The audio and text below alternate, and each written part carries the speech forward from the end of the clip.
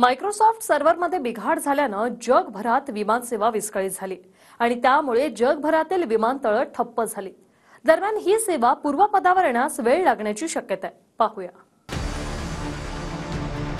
तंत्रज्ञान एका सेकंदात सारं जग ठप्प करू शकतं। याचा अनुभव पुन्हा एकदा जगाला आलाय। मायक्रोसॉफ्टमध्ये तांत्रिक बिघाडानंतर त्यावर अवलंबून असणारे सारे उद्योग ठप्प पडले।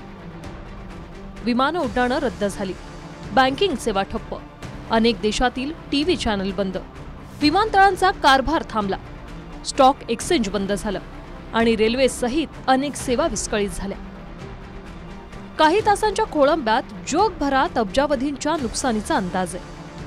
अमेरिकेपासून ब्रिटनपर्यंत, भारतापासून ऑस्ट्रेलियापर्यंत अनेक मोठमोठे व्यवसाय बंद पडले। मायक्रोसॉफ्टमधल्या तांत्रिक बिघाडामुळे भारतात Indigo, SpiceJet, Akasa, air India express या विमान कंपन्यांच्या सेवा बाधित झाल्या आहेत। तर जगभरात America, Britain, Singapore, France, Australia आणि न्यूझीलंडमधल्या विमान उड्डाणांमध्येही अडचणी आल्या आहेत।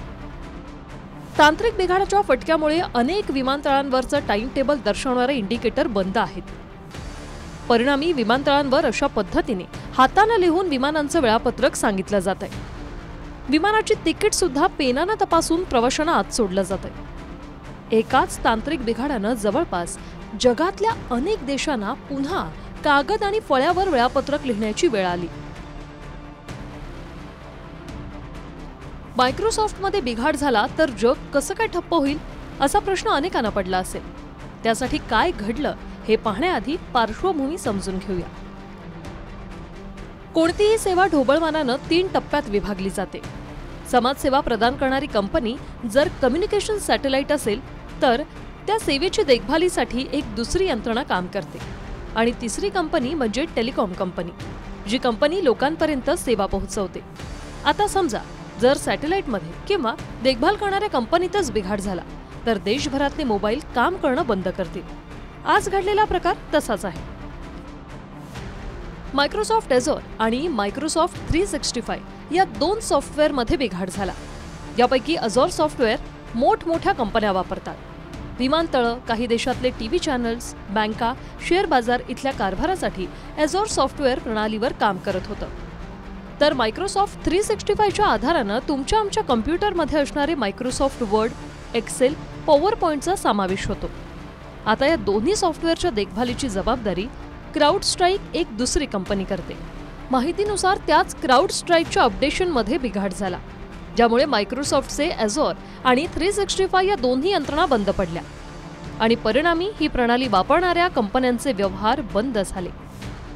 ज्या ठिकाणी असे विंडोजचे ऑपरेटिंग सिस्टीम आहेत त्या ठिकाणचे photo, video, audio, text information जिथे ठेवलेले आहेत, ज्या फोल्डर्समध्ये ठेवलेले आहेत ते फोल्डर्स समजा एन्कोड केलेले नसतील, सेफ आणि सिक्युअर करून ठेवलेले नसतील तर त्यांना नक्कीच धोका आहे। विंडोज ॲडमिनचं जे सेंटर आहे त्यांचं, त्याच्या इथला 365 ॲडमिन सेंटरचा हा इश्यू जो आहे तो आहे। यामागे काही जण सायबर हल्ल्याचा दावा करतायत, काहींनी हा दावा नाकारलाय। मात्र जर सायबर हल्ला असेल तर जगातला हा सर्वात मोठा सायबर हल्ला ठरेल। एका अणुबॉम्बमध्ये सुद्धा संपूर्ण जग बंद पडण्याची ताकद नाहीये, मात्र एक व्यक्ती घर बसल्या बसल्या सारं जग बंद करू शकतो।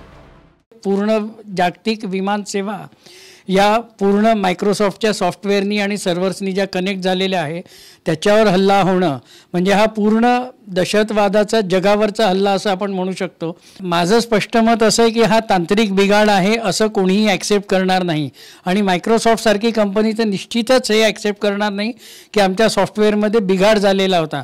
जरी बिघाड झाला असेल तरी तो हा हल्ला आहे हेच दाखवण्याचा प्रयत्न करेल। काम्या भट्टाचार्य, TV9 मराठी, मुंबई।